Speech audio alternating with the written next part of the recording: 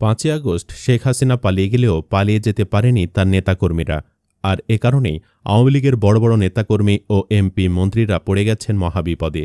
এমনকি একে একে গ্রেফতারও হয়েছেন অনেকে। তবুও ধরাছোঁয়ার বাহিরে রয়েছে বহু হেভিওয়েট এমপি মন্ত্রী। তবে পুরুষ নেতাদের সাথে কয়েকজন হেভিওয়েট নেত্রী এরই মধ্যে গ্রেফতার হয়েছেন। আওয়ামী লীগের শাসনামলে যেসব নারী নেত্রীদের ক্ষমতার দাপটে মাটিতে পা পড়ত না, আজ তারাই আদালতের কাঠগড়ায় দাঁড়িয়ে চোখের পানি ফেলছেন।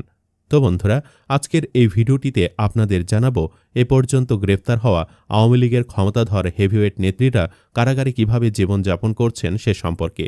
তাছাড়া আরও জানাবো কে কোন মামলায় গ্রেফতার হয়েছেন সে সম্পর্কেও। তো বন্ধুরা, ভিডিওটি শুরু করার পূর্বে অনুরোধ রইল, ভিডিওটিতে একটি লাইক দিয়ে শুরু থেকে শেষ পর্যন্ত দেখুন।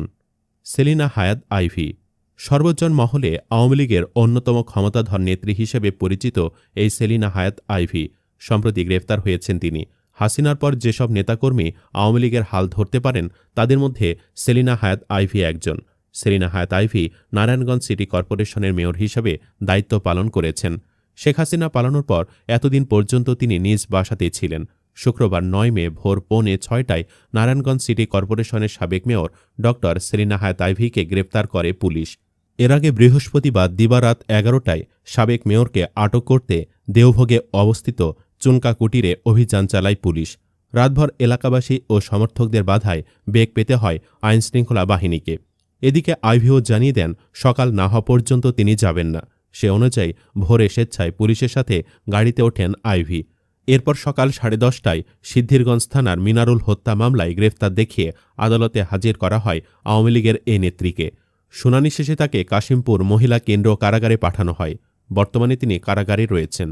তবে সকলের মনে প্রশ্ন, এতদিন নিজ বাড়িতে অবস্থান করলেও কী কারণে গ্রেফতার করা হয়নি আইভীকে? মূলত তার এলাকার মানুষের ভালোবাসায় প্রকাশ করে তিনি কতটা ভালো মানুষ ছিলেন।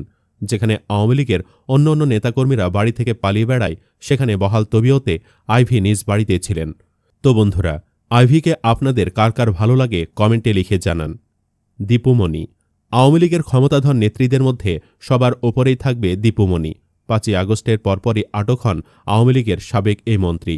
দীপুমণি বাংলাদেশের একজন বিশিষ্ট রাজনীতিবিদ এবং সাবেক সমাজকল্যাণ ও শিক্ষামন্ত্রী। তিনি ১৯৬৫ সালের ৮ ডিসেম্বর চাঁদপুর জেলার কামরাঙ্গা গ্রামে জন্মগ্রহণ করেন। শিক্ষাগত যোগ্যতায় তিনি ছিলেন আওয়ামী লীগের সবচেয়ে বেশি শিক্ষিত নারী মন্ত্রী। দীপুমণি হলিক্রস কলেজ থেকে এইচএসসি, ঢাকা মেডিকেল কলেজ থেকে এমবিবিএস এবং বাংলাদেশ জাতীয় বিশ্ববিদ্যালয় থেকে এলএলবি ডিগ্রি অর্জন করেন।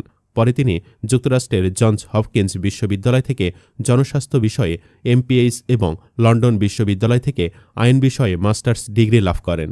তিনি হার্ভার্ড বিশ্ববিদ্যালয় থেকে সমঝোতা ও দ্বন্দ্ব নিরসন বিষয়ে একটি কোর্সও সম্পন্ন করেছেন। তো বুঝতেই পারতেছেন তিনি কতটা শিক্ষিত ও মেধাবী একজন ব্যক্তি। তবু তিনি পার পাননি। স্বৈরশাসকের দোসর হওয়ায় তাকেও আজ আদালতের কাঠগড়ায় দাঁড়াতে হয়েছে। ২০২৪ সালের ১৯ আগস্ট দীপুমণিকে ঢাকার বারিধারা এলাকা থেকে ঢাকা মহানগর গোয়েন্দা পুলিশ গ্রেফতার করে। তাকে মোহাম্মদপুর থানায় দায়ের করা একটি হত্যা মামলায় গ্রেফতার দেখানো হয়। এছাড়াও চাঁদপুরে বৈষম্যবিরোধী ছাত্র আন্দোলনের সময় সংঘটিত সহিংসতার ঘটনায় তার বিরুদ্ধে আরও ২টি মামলা দায়ের করা হয়েছে। একটি মামলায় অভিযোগ করা হয়েছে যে ২০২৪ সালের ১৮ জুলাই চাঁদপুর শহরের বাসস্ট্যান্ড এলাকায় আন্দোলনকারীদের ওপর হামলার নির্দেশ দেন তিনি। অন্য মামলায় অভিযোগ করা হয়েছে একই দিনে চাঁদপুর জেলা বিএনপির সভাপতি শেখ ফরিদ আহমেদ মানিকের বাসভবনে হামলা ও অগ্নি সংযোগের ঘটনায় তিনি হুকুমদাতা হিসাবে জড়িত ছিলেন।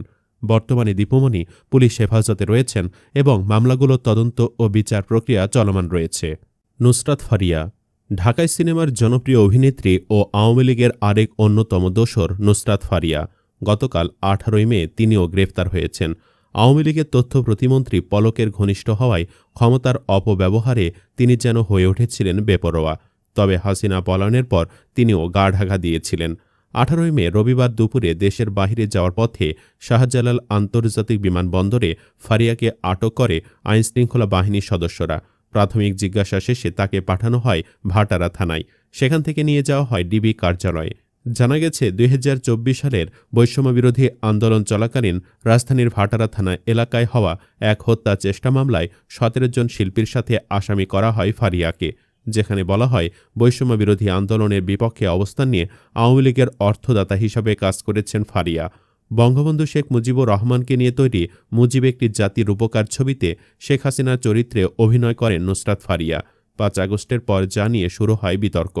শেখ হাসিনার সরকার পতনের পর বঙ্গবন্ধুর বায়োপিকে অভিনয় করা প্রায় সব শিল্পীর নামে হয়েছে মামলা, আর এরই প্রেক্ষিতে গ্রেফতার করা হয়েছে ফারিয়াকে। বর্তমানে নুসরাত ফারিয়া কারাগারে রয়েছেন। শমী কায়সার। আওয়ামী লীগের গ্রেফতার হওয়া নারী নেত্রীদের মধ্যে শমী কায়সার অন্যতম। শমী কায়সার একাধারে একজন অভিনেতা ও আওয়ামী লীগের একনিষ্ঠ নেত্রী। গত জুলাই আগস্টের গণঅভ্যুত্থানে নিহত আহত হাজারো মানুষের জন্য এই ভণ্ড নারীর দিল কাঁদেনি, কেঁদেছিল বিটিভির ভবনের জন্য। শমী কায়সার যে খুব ভালো মানুষ তা কিন্তু নয়, তার কুকীর্তির শেষ নেই। ছাত্র জনতার ওপর হামলার নির্দেশ, সাবেক রাষ্ট্রপতি জিয়াউর রহমানকে নিয়ে কটূক্তি, সাংবাদিকদের চোর বানানো থেকে শুরু করে ৩ বিয়ের পরেও আওয়ামী লীগের মন্ত্রীদের মনোরঞ্জন, এমন কোনো অপকর্ম নেই সে করেনি। আর এসব অপকর্মের সাজায় সে এখন ভোগ করছে। গত বছরের ৫ই নভেম্বর বাংলাদেশের জাতীয়তাবাদী দল বিএনপির প্রতিষ্ঠাতা শহীদ রাষ্ট্রপতি জিয়াউর রহমানকে নিয়ে কটূক্তির অভিযোগ ও সাধারণ ছাত্র জনতার আন্দোলনে হত্যাচেষ্টার অভিযোগে গ্রেফতার হন শমী কায়সার। বর্তমানে তিনি কারাগারে রয়েছেন। মাঝে মাঝে তাকে আদালতে হাজির করা হলেও সেগুলো মিডিয়াতে তেমন বেশি দেখা যায় না। আওয়ামী লীগের আমলে আওয়ামী লীগের বাঘা বাঘা নেতাদের সাথে ঘনিষ্ঠতার মাধ্যমেই আওয়ামী লীগের ক্ষমতাধর নেত্রী বনে গেছেন তিনি। এমনকি বাগিয়ে নিয়েছিলেন আওয়ামী লীগের মুক্তিযুদ্ধ বিষয়ক উপকমিটির সদস্যপদ এবং দেশের ই-কমার্স প্রতিষ্ঠানগুলোর সংগঠন ই-কমার্স অ্যাসোসিয়েশন অব বাংলাদেশের সভাপতির পদও। মমতাজ বেগম। সম্প্রতি গ্রেফতার হয়েছেন জনপ্রিয় বাংলা লোকগানের সঙ্গীতশিল্পী এবং আওয়ামী লীগের সাবেক এমপি মমতাজ বেগম। আওয়ামী লীগের ক্ষমতাধর নেত্রীদের মধ্যে মমতাজ সামনের কাতারেই থাকবে। আর এই মমতাজের কুকীর্তিও বলে শেষ করা যাবে না। যেমন পোশাক পাল্টানো হয়, ঠিক তেমনি তিনি নাকি স্বামীও পাল্টান। তাছাড়া আওয়ামী লীগের ক্ষমতাধর নেতাদের মনোরঞ্জন তো আছেই। মমতাজ বেগমের বিরুদ্ধে ঢাকার মিরপুর মডেল থানায় দায়ের করা একটি হত্যা মামলায় ১২ মে ২০২৫ তারিখে রাজধানীর ধানমন্ডি এলাকা থেকে গ্রেফতার করেছে ঢাকা মহানগর গোয়েন্দা পুলিশ। গ্রেফতারের পর ১৩ মে আদালত মমতাজ বেগমের ৪ দিনের রিমান্ড মঞ্জুর করেন। রিমান্ড শেষে ১৭ মে তাকে আদালতে হাজির করা হলে জামিন আবেদন নামঞ্জুর করে তাকে কারাগারে পাঠানোর আদেশ দেন আদালত। বর্তমানে মমতাজ বেগম কারাগারে রয়েছেন এবং মামলাগুলো তদন্ত ও বিচার প্রক্রিয়া চলমান রয়েছে। তারানা হালিম। আওয়ামী লীগের আরেক তুখোড় সংসদ সদস্য ও টেলিভিশন অভিনেত্রী তারানা হালিম। আওয়ামী লীগ মহলে বিশেষ নামডাক রয়েছে তারানা হালিমের। ৫ই আগস্ট শেখ হাসিনা পালিয়ে গেলে তিনিও গা ঢাকা দেন। জুলাই বিপ্লবে বেশ কয়েকজন ছাত্র জনতা আহত হলে তারানা হালিমের নামে মামলা করে তারা। তবুও এখনও পর্যন্ত তারানা হালিমকে গ্রেফতার করতে পারেনি পুলিশ। তবে মমতাজ আইভির মতো যে কোনো মুহূর্তে গ্রেফতার হতে পারে তারানা হালিম। তো বন্ধুরা, ছাত্রদের ওপর দমন পীড়নে জড়িত আওয়ামী লীগের এসব নেত্রীদের কী ধরনের শাস্তি দেওয়া উচিত বলে আপনি মনে করেন?